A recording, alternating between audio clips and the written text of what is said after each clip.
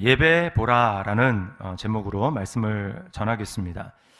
지난주 화요일 날 이제 그 목회학 박사과정 수업 오전 수업을 듣고 점심을 먹으러 가는데 그 네이버에 뉴스를 이제 이렇게 검색을 하는데 거기에 전라남도 그 광주에서 아파트 붕괴 사고가 있었다라는 기사를 보게 됐습니다. 자, 근데 우리 같이 공부하는 목사님 중에 한 분이 광주에서 올라오신 분인데 그분이 이제 다문화 사역을 하시는 분이었어요. 그러니까 베트남 그 교회 베트남 성도가 있는데 그 성도가 바로 그 현장에 있었다라는 겁니다. 그러면서 막 다급한 마음으로 전화를 하면서 사모님과 어떻게 됐냐, 뭐 이렇게 괜찮으냐라고 했는데 다행히도 이제 사고 없이 그 현장을 잘 벗어났다라고 하는 이야기를 제가 듣게 됐어요.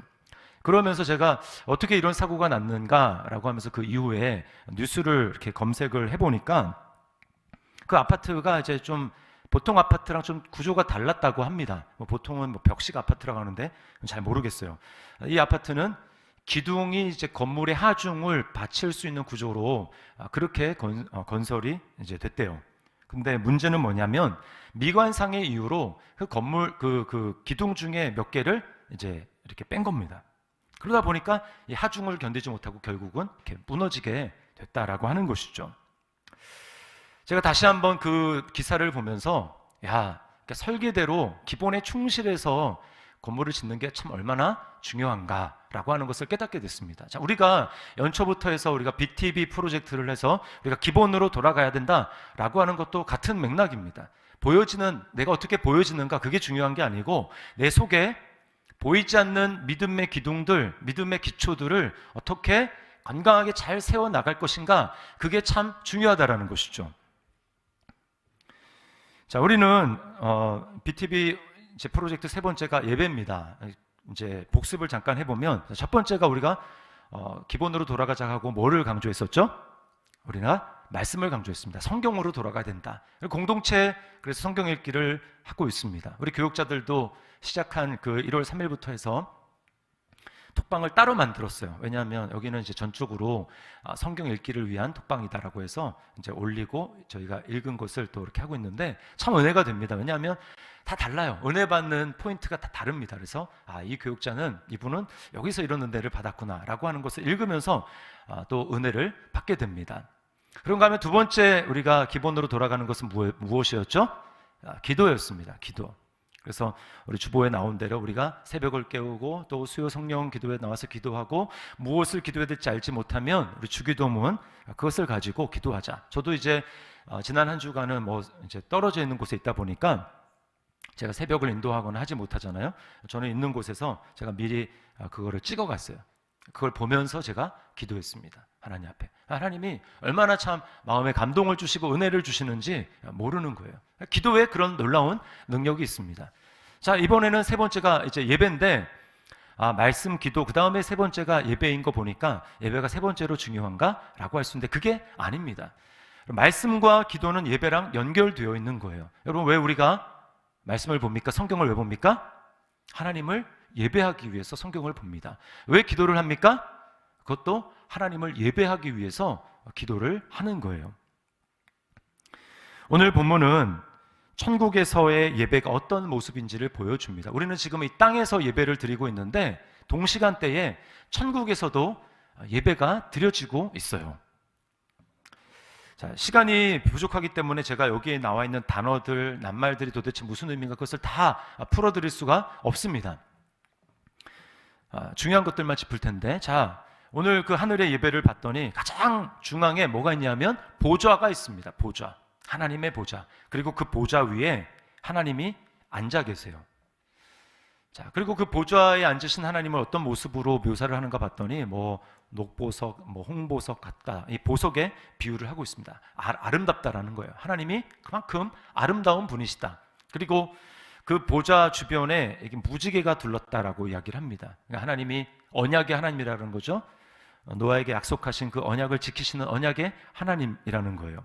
자, 그리고 그 하나님의 앉으신 보좌 주변에 24보좌들이 있습니다. 24보좌들. 그리고 그 보좌 위에는 누가 앉아 있냐면 24장로들이 앉아 있다라고 이야기를 해요. 자, 이 24장로들은 누군가? 장로들이 머리에 금 면류관을 쓰고 옷은 흰 옷을 입고 앉아 있다고 합니다. 학자들마다 뭐 천사다라고 얘기하는 사람도 있고 뭐 다양한 해석이 있는데 가장 전통적이고 건전한 해석은 이 24장로가 구약과 신약의 교회 성도들을 대표하는 교회를 상징하는 그런 모습입니다.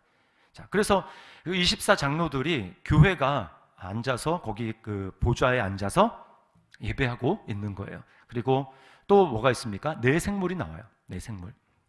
그 네 생물은 하나님을 가장 가까이에서 보좌하고 있는 천사들입니다. 그룹 천사들.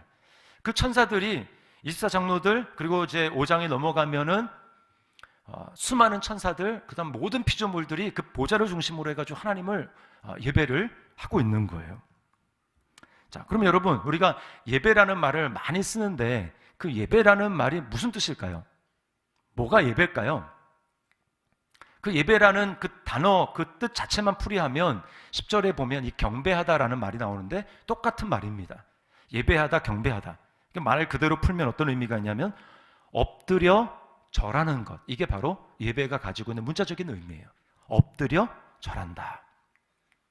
자, 엎드려 절한다라는 것에서 우리는 오늘 제가 여러분에게 가장 핵심적으로 강조하고자 하는 그 중요한 원리가 도출되는데 그것은 첫 번째로 우리가 살펴볼 게 바로 예배를 통해 보좌에 앉으신 하나님을 우리가 보아야 한다라는 것입니다. 자, 저를 따라해 보십시오. 예배를 통해 보좌에 앉으신 하나님을 보아야 한다. 네. 자, 여러분, 엎드려 절을 하려면 우리가 이제 곧 명절이 다가오죠. 2주 후면 구정 연휴가 이제 오는데 그때 우리가 아이들이 어떻게 합니까? 어른들에게 세배를 하잖아요. 절을 하잖아요. 그렇죠? 왜 절을 합니까? 앞에 눈에 보이는 대상이 있어요.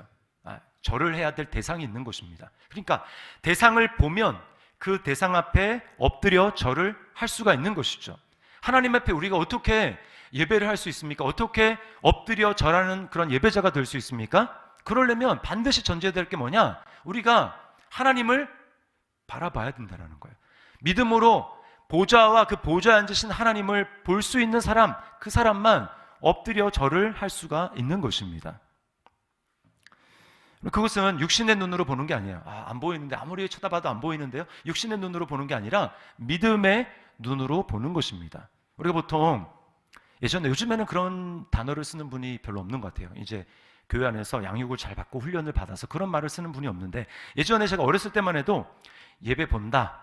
자, 우리 예배 보러 가자. 이 예배 본다라고 하는 말을 많은 분들이 그렇게 썼습니다. 자, 그런데 그 예배 본다라는 게 정말 믿음의 눈으로 그 예배 자리 가운데 임재하시는 그 하나님의 보좌 그리고 하나님 그 위에 앉으신 하나님을 본다라는 의미라면 그 말이 맞습니다. 그런데요, 그렇지 않고 보통은 어떤 의미로 그 예배 본다라고 씁니까? 예배라는 것을 하나의 공연이라고 생각했을 때 공연을 앞에서 이제 순서를 맡아서 진행하는 배우들이 있습니다. 누구 있을까요? 뭐 예배 순서 맡은 안내위원, 또 앞에 오늘 찬양하는 찬양팀, 뭐 대표 기도자, 또 앞에서 설교하는 목사, 이런 사람들이 이제 눈에 보이는 공연자들 아닙니까? 그리고 그런 순서를 맡지 않은 사람들은 뭐예요? 우리는 그거를 보는 거죠. 찬양하는 걸 보는 것이고 설교하는 것을 보는 것이고, 그런 의미로 나는 그 배우가 아니기 때문에 한 단계 뒤로 물러서서 그것을 내가 영화나 연극을 보듯이 관람한다, 그런 의미로 본다라는 말을 쓴다면 여러분 그것은 잘못된 말입니다. 우리는 어떻게 보는 거예요? 우리 예배를 본다라고 할 때 그 예배 가운데 믿음으로 좌정하신 그 하나님, 보좌 위에 좌정하신 그 하나님을 보는 것, 그것이 바로 우리 예배자가 할 일입니다. 그리고 보는 사람은 하나님께 엎드려 절을 하는 진정한 예배자가 되는 것입니다. 자, 오늘 1절을 보십시오. 이 일 후에 내가 보니 하늘에 열린 문이 있는데 내가 들은 바 처음에 내게 말하던 나팔 소리 같은 그 음성이 이르되 이리로 올라오라. 이후에 마땅히 일어날 일들을 내가 네게 보이리라 하시더라. 자, 여기 보면 나팔 소리 같은 음성을 요한이 듣습니다. 이 나팔 소리 같은 음성이 누군가? 바로 예수 그리스도의 음성이에요. 1장에서 등장하는데 지금 4장에 다시 나팔 소리 같은 음성이라고 이야기를 합니다. 자, 예수님이 지금 요한 사도에게 큰 우렁찬 목소리로 뭐라고 지금 이야기하고 있습니까? 이리로 올라오라. 요한은 지금 반모성이라고 하는 땅에 있는데 뭐라고 하십니까? 지금 하늘로 올라오라는 거예요. 이리로 올라와라. 내가 너에게 이제 일어날 일들을 보여주겠다. 너 봐야 될 것이 있다. 라고 이야기를 하는 것이죠. 여러분, 지금은 요한이 거기에 올라가서 이끌림 받아서 올라가서 본 첫 번째 장면이 무엇입니까? 그 눈을 사로잡은 첫 번째 장면이 무엇입니까? 그것은 바로 보좌였어요. 보좌와 그 보좌에 앉으신 하나님을 보았습니다. 자, 2절을 보세요. 내가 곧 성령에 감동되었더니 보라, 하늘에 보좌를 베풀었고 그 보좌 위에 앉으신 이가 있는데 라고 이야기를 합니다. 하나님이 보좌에 앉았다, 이 말이 무슨 뜻일까요? 그 보좌는 통치를 말하는 거예요. 다스림. 그 보좌를 봤다는 얘기는 무엇입니까? 이 세상에서 나를 다스리시는 분은, 나의 왕은 하나님이십니다. 우리 가정을 다스리시는 분은 주님이십니다. 우리 더시티 사랑의 교회와 대한민국과 열방을 지금도 통치하시는 분은 눈에 보이진 않지만 하나님이십니다. 당신이 진정한 왕이십니다. 라고 하는 것을 고백하는 것입니다. 다스리시는 주님을 보는 거예요. 우리도 그 주님을 보아야 합니다. 우리는 매주 요한이 들었던 것 같은 똑같은 명령과 주님의 음성을 우리는 들어야 돼요. 야, 이리로 올라와라. 너 거기에 그대로 머물러 있지 말고 하나님이 좌정하고 계시는 그 보좌, 그것을 볼 수 있는 예배의 자리 가운데로 올라와라. 우리에게 이렇게 말씀하시고 명령하시는 것입니다. 그러면 내가 너에게 보여줄 것이 있다. 보좌를 보여줄 것이다. 하나님이 앉아 계신 그 보좌를 너에게 보여줄 것이다 라고 주님이 말씀하는 것입니다.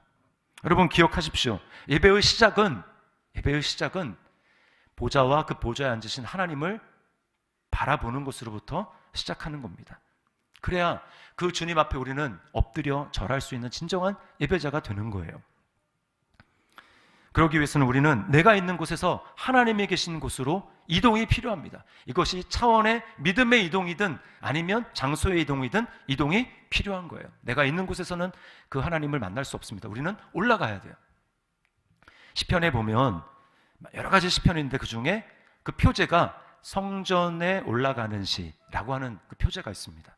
그거는 어떤 그 시냐면 예루살렘에 그 하나님을 섬기는 사람들이 성전이 예루살렘에 있으니까 어떤 사람들은 멀리 떨어진 곳에서 삽니다.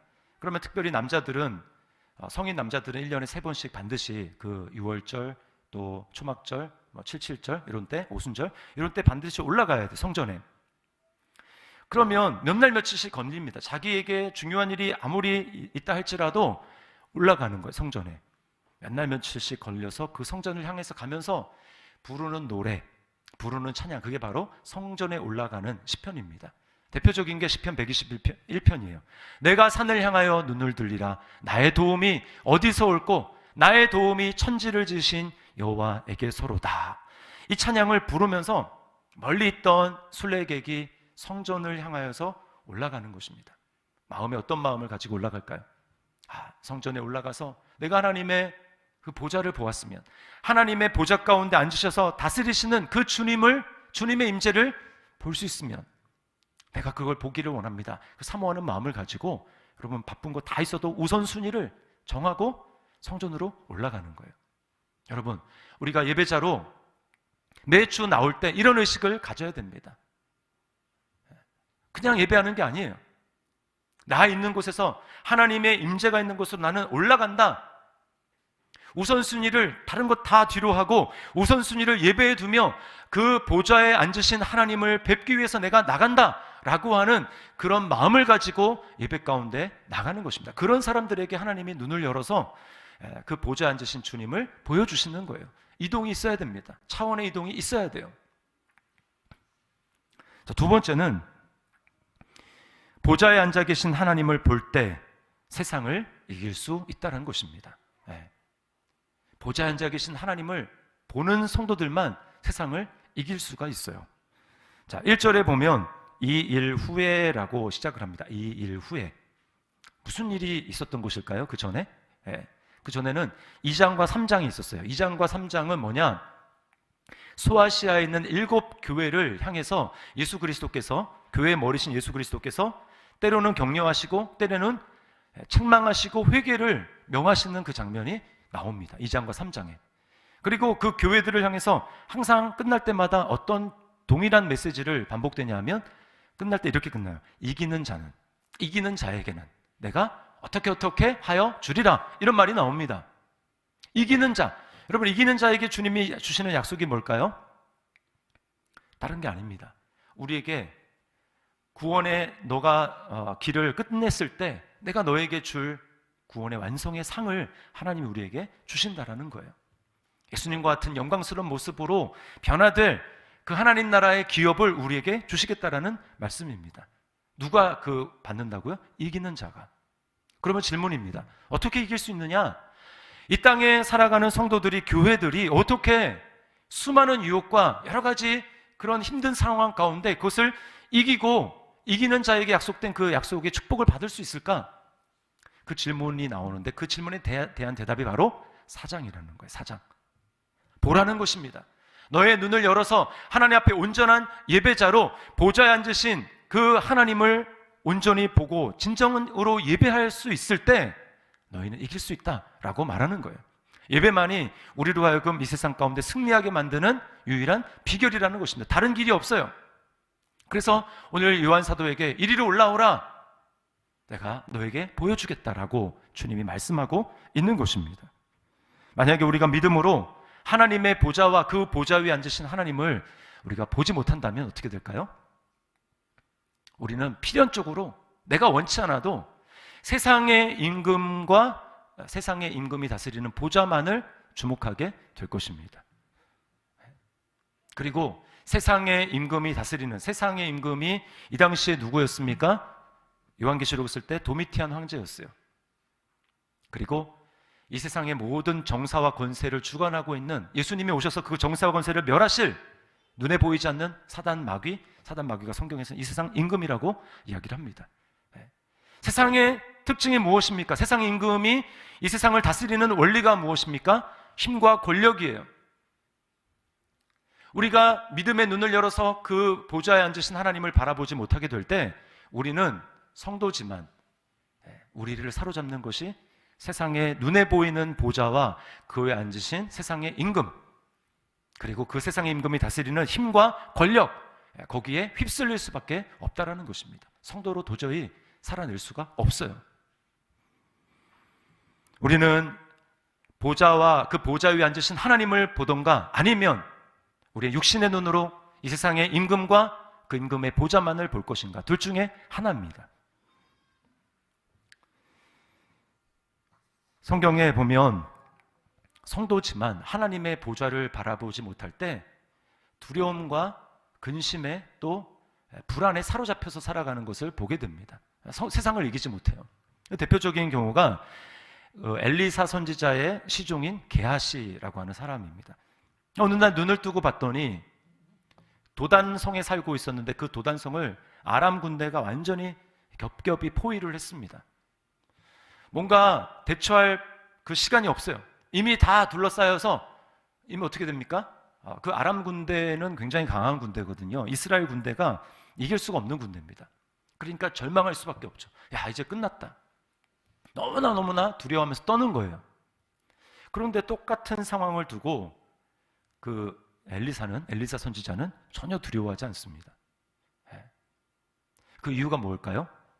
엘리사가 보고 있는 것을 게하시가 보지 못하고 있다는 것입니다. 엘리사의 눈에는 그 눈에 보이고 있는 아람 군대만 보는 것이 아니라 그 아람 군대를 뒤에서 더 많은 수가, 천군 천사가 그 아람 군대를 포위하고 있는 것을 보았어요. 하나님이 다스리고 있는 것을 보았습니다. 하나님의 보좌를 엘리사는 눈이 열려서 본 거예요. 그러므로 똑같은 상황인데 엘리사는 전혀 두려워하지 않고 있지만 게하시는 막 두려워 떨고 있는 것입니다. 여러분, 우리도 마찬가지예요.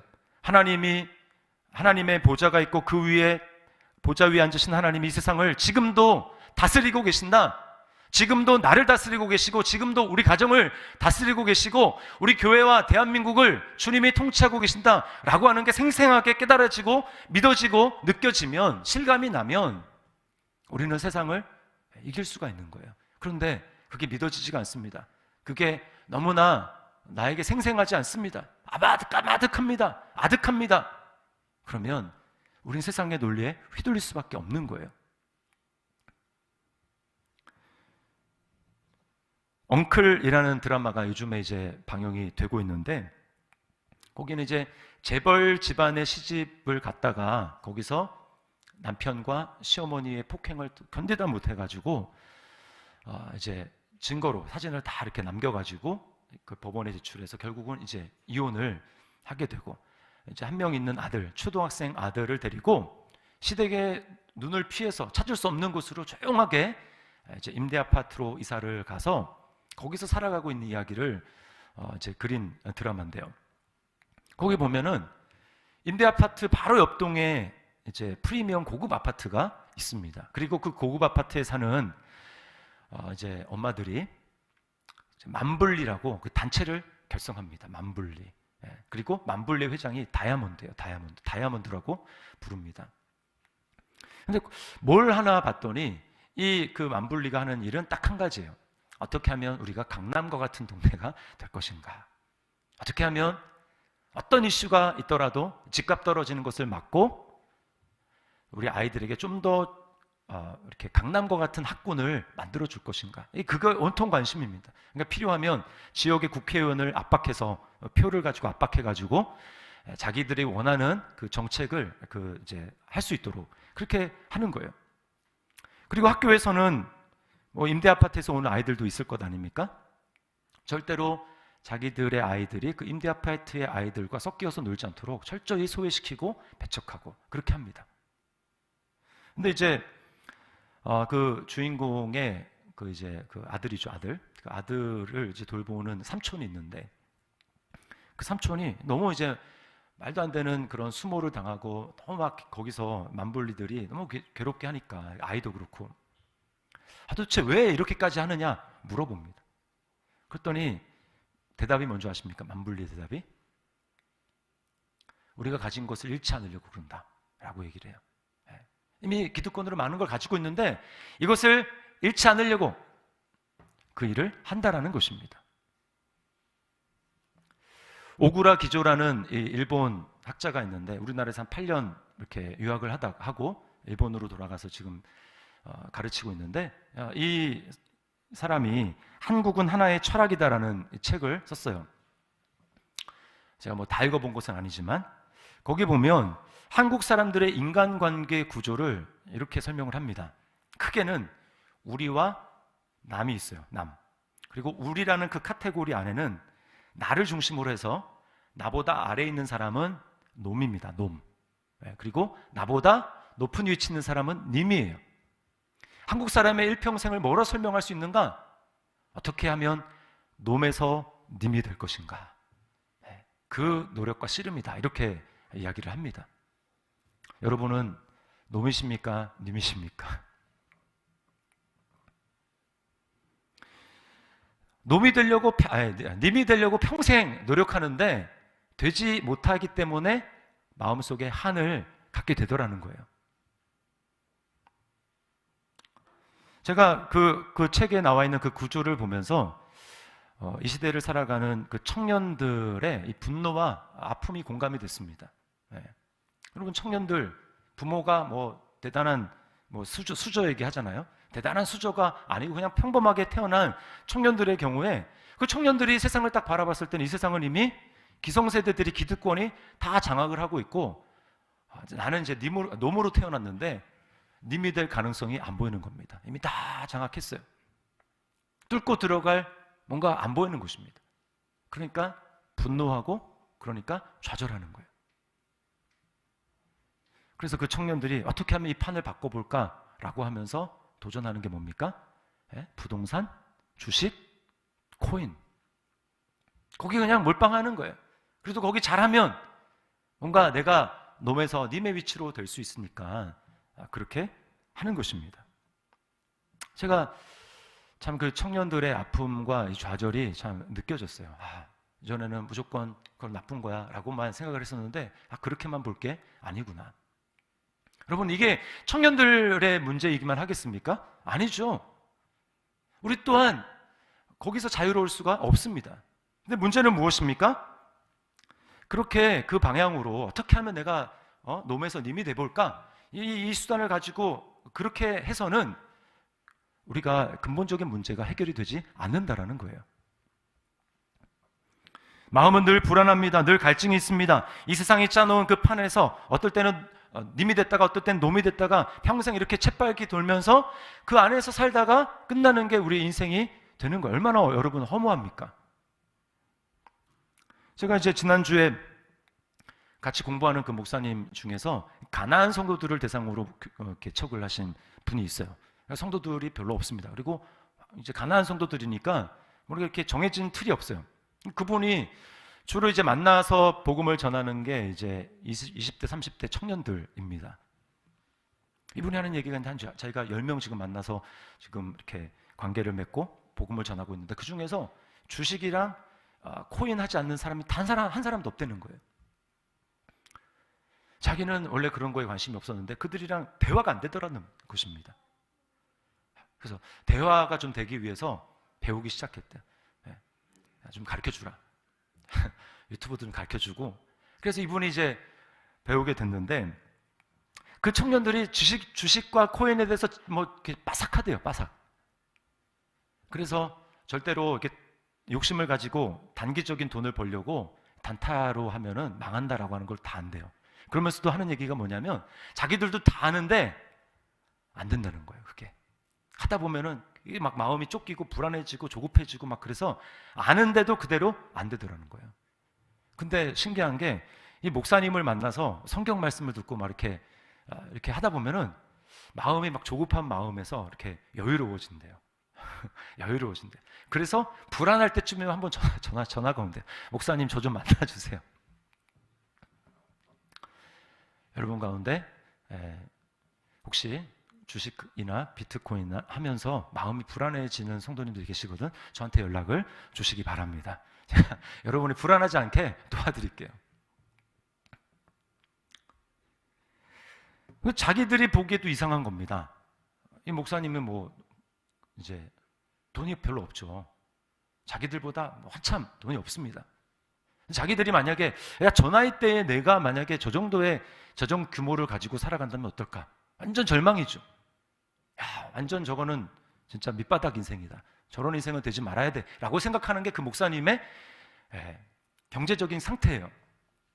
그런데 신기한 건 뭐냐면 자기들은 목사님보다 돈이 더 많은데도 불구하고 목사님을 만나는데 목사님은 자기보다 더 잘 사는 것 같이 느껴진다는 거예요.